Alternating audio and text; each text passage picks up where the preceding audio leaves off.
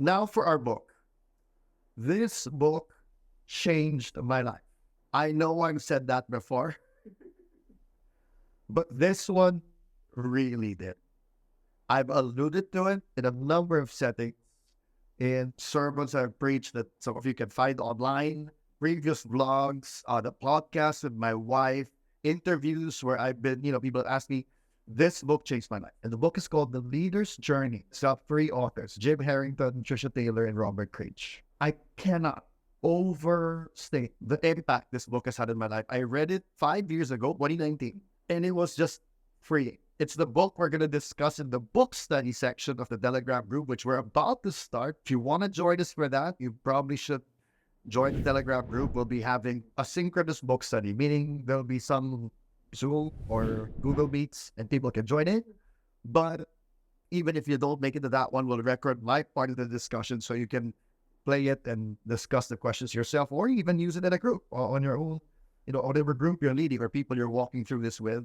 If you want to know how to get a copy of the book, I understand it's hard to get a physical copy in the Philippines, but there are digital copies and there's links in the Telegram group of how to get it. Oh gosh, this book changed my life. Super changed my life. And it was recommended to me by a friend of mine who's a pastor in Oregon from the denomination I used to work at, the Church in Every Nation. And I've told this story before, and maybe you've heard it, but it was a time when we were talking about burnout. We were talking about carrying the weight. And he said to me, Joe, it's not how heavy what you carry is, it's how you carry it. And I got, what? How dare you devalue my experience? So of course, it's about how I carry it.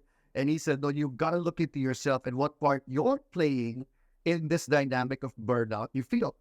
And at that time, I couldn't accept that. I said, well, it's not my fault. I'm trying to do everything. He said, that's part of the problem. And that's what the book's about. We all have different situations in life that are bothering us, that we're struggling with, and very often we feel helpless. We feel like I can't do anything about this situation. And the truth is you actually have a lot more power than you realize. You have a lot more influence than you realize. And it comes by seeing the world through living systems. Living systems.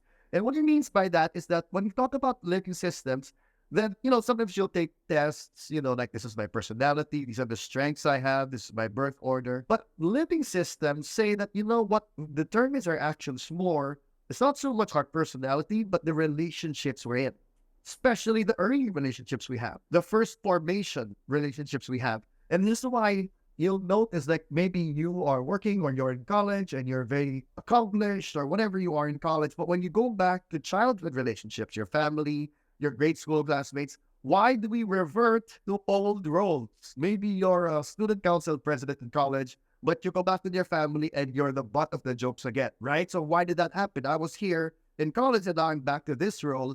It's because it's the relationships that define us more than our personality. And let me quote I have a number of quotes here. It's just what gives our first formation, our early childhood years, so much power is that the habits we developed happen mostly outside our conscious awareness.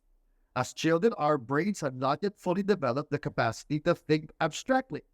So every experience was concrete. We began to develop a patterned way of dealing with pain in our relationships that shape our thoughts, our feelings, our will, and our desires. This is the way I am. This is the way the world is. And so what they're saying is, because of what we've been through, we think, okay, when I do this, this happens. We don't think, mainit ulo ni Papa, or nag-away sila ni Mama, wala namang kinalaman sa akin yan. No, we think this is the way the world is. When I tell the truth, I get punished. When I excel, I get accepted. So I need to excel to be accepted. These are the ways that our brains have been shaped. Our socialization, the way we see the world, has been shaped. And a lot of the time, like that quote says, it's out of our consciousness. We're not really aware we think this way. It's like asking a fish to describe water. What water? You mean the world?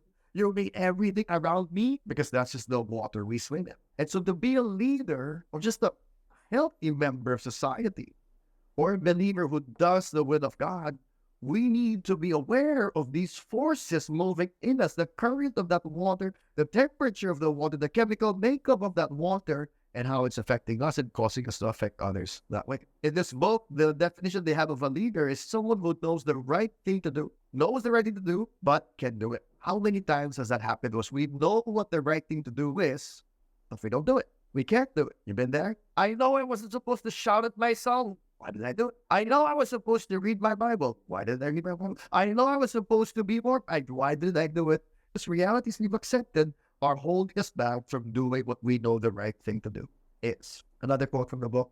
Even when a leader or a believer or any person has a clear sense of what the right thing is, the pressure to do something else or something less can be strong. Given the powerful influence that relationships exercise in our lives, doing the right thing can sometimes be much more difficult than knowing the right thing to do. You know you're supposed to draw boundaries. You know you're supposed to sleep early, but you did it. It's not knowledge that's lacking. It's the strength, the ability, the will to do that right thing. That's what the book's about. How do we get that will? And one of the concepts they have in the book is a concept called differentiation. Here's a quote. Differentiation deals with the effort to define oneself, to control oneself, to become a more responsible person, and to permit others to be themselves as well. Differentiation is the ability to remain connected in relationship to significant people in our lives and yet not have our reactions and behavior determined by them. What is determined? Deterministic. Determined means it's 1 + 1, right? It's a mathematical formula. I have no choice. It's you do this this is the result. It's always that way. Many of our lives, what this book is saying, are already determined by these unconscious factors. If you disrespect me, I shout at you. Why is this determined? This is the thing we need to question. This will always happen. There will always be negative inputs in our life. But why do I need to shout? Why do I need to withdraw? Why do I need to give in to whatever, the temptation? Why? That's what the book wants to examine. Let's talk about this one. This part that's determined and differentiations, the ability to you shout at me, I might shout at you, I might withdraw, I might pray for you, I might give you chocolate, I might sing Macarena. I have choices. I don't have to do. I'm not determined by it. That became the example of Jesus, person who walked truly free in the world. His actions were not determined by others. He had a choice. He had agency. His enemies did not determine his actions. If they were going to get mad at him, he healed people anyway, if that's what the Father wanted him to do. If they were going to criticize him, he told them the truth anyway. If they wanted an answer to a question and he didn't want to answer the question, he did not answer the question. And if they wanted an answer and he knew that they would get mad at him, he did it anyway, out of love. His critics did not determine him. Oh, if you're really the Son of God, then do this, do that. No, I will. If the Father wants me to, I will, out of love, out of compassion. I won't because you're demanding for a sign. I'm not a circus trick show performer for you to do on call. He was not determined by other people. He wasn't even determined by his friends, the disciples. Right? Peter says, oh no, you're not going to die, Lord. No, get behind me, Satan. You don't have in mind the things of God, but the things of man. He did not let his friends pressure him. When John the Baptist said, hey, are you the Messiah? He said, oh, let me show you I'm the Messiah. No. I'm on schedule. I want my Father's business. You have a choice, John, if you're going to get offended by this or not. He was not determined by his family. His mom and his brothers thought he was crazy and wanted him to stop talking. Was it out of concern for him? When they really were skeptical of him? We don't know. But he said, whoever does the will of the Father, these are my brother and brothers, free to act. Did he disdain his family? No. His mom, up to the point of his death on the cross, he makes sure she's taken care of, not determined, free. And he says that along the time, back to the book now, along the time, the reason why we are not like this is because we have different problems, worries, fear, and they use the word anxiety. Now, acute anxiety is normal. It happens. You're scared of like falling or an accident or a moment of danger. That's fine. Your body gives a response and you're supposed to react to these moments. The problem is chronic anxiety, which is we live in a constantly heightened state of worry, fear, and our body doesn't know the difference of like, is it a physical threat or an emotional threat or a relational threat?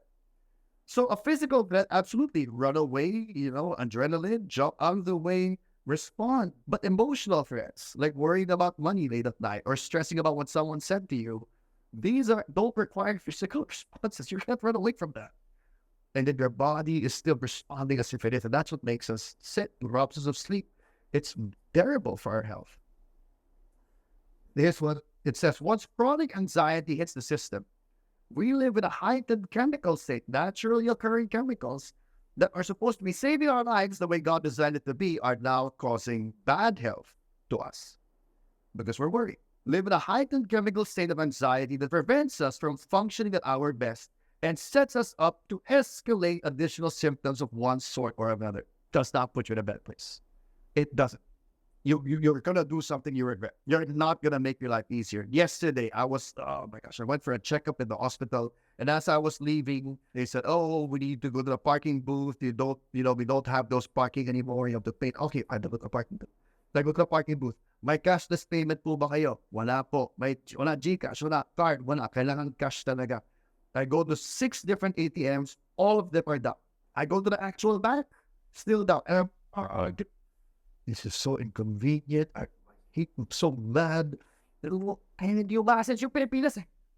That's mga parking na ganito. I'm getting angry, That's that heightened chemical state of anxiety. I'm late. And you know what? It sets us up to escalate additional symptoms.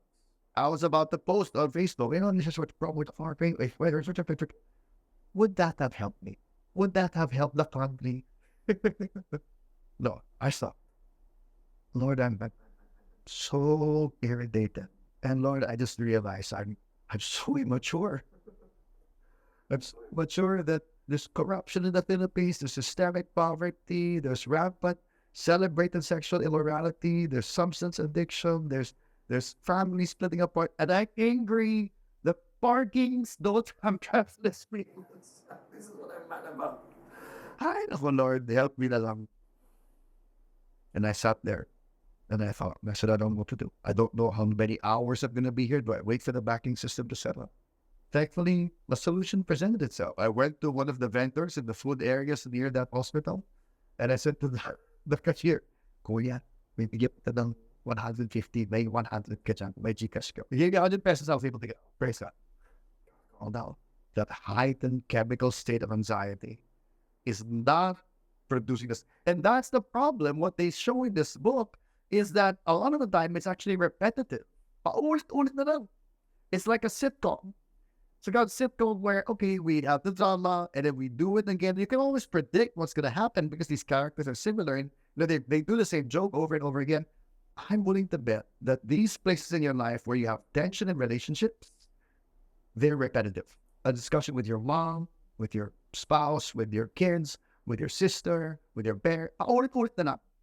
Pwede all is script. You can predict what will happen. You'll say this, she'll say that, he'll say that. And it's how my wife and I used to be. We could predict. I've said this before. Parang uulan. Alam mo yung pagising mo sa umaga, alam mo uulan.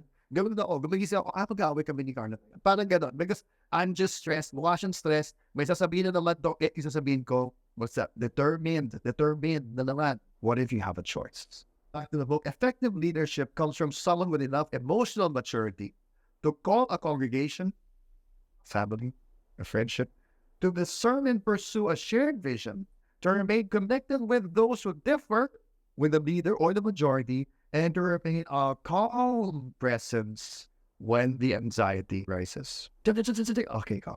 My wife and I were going through this recently, very difficult season of our kids being sick. And we snapped at each other. We're not mad at each other. We're both just stressed. Kung sa tulong, the kids are complaining, of course. Kung dati yun, away kami. Tumagal yung away namin. Now it's like, well, you're not my enemy.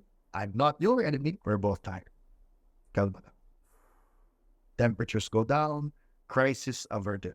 The book talks about is learning to think systems means learning to ask and answer 2 questions. What is my role in keeping this problem in place? And how can I change my role? Thinking that the problem is out there somewhere, it is the problem. The problem is my mom. The problem is my wife. The problem is that trip. The problem is this online people. No. I have a part to play. If that online person is robbing you of your peace, stop looking at them. That's your part to play. Eh, paano sila? Paano mo sila? Sila ay para sa kanila. Hindi mo sila matutulungan habang ganyan ka pa. But you change. Maybe you'll help them. Maybe you won't. But you changed your part. From a systems perspective, one might put it this way. The system is perfectly designed for the present results. In other words, we're all playing our part to keep it like this. So what do we do to change things?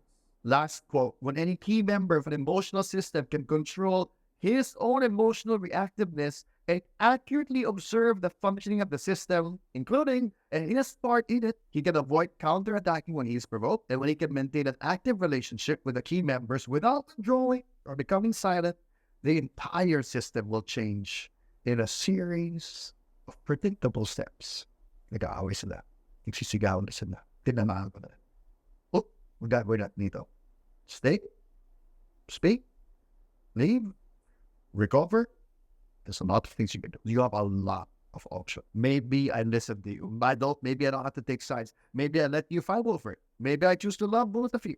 What is the value that God has given you? So there, The Leader's Journey, one of my favorite books. We are about to start this in a book study. So last call to get on this train. The reason why we're going to do the book study in the Telegram group is because, I hope this was okay in terms of fair use of how many quotes I just did. But there's so much good in this book. Highly recommend it. It's written for ministers, but yeah, I've done this book study with people who weren't ministers, and it's been helpful for them. I think it's really helpful for Christians who have a hard time, getting to the truth of what we're going through. And yet when we face that truth, we will know the truth will set us free, as the Bible says. It's powerful. 10 out of 10, 20 out of 10, 100 out of 10. Recommend this book, The Leader's Journey. All right, I hope this has been helpful for you. If you want to continue this conversation, then join us in the Telegram group. I imagine there's a lot that, topics opened up, and it's helpful. If you want to talk to people around you as well, your church, your friends, and say, hey, this is what I'm going through. That's super helpful. If you want to support this channel, what we're doing, by the grace of God, I'm still able to pay for it. But yeah, that would be much appreciated. There's a link in the description on how you can do that, but we will be opening more channels soon, so please stay tuned for that. Hope you're doing well. I look forward to hearing from a lot of you. See ya.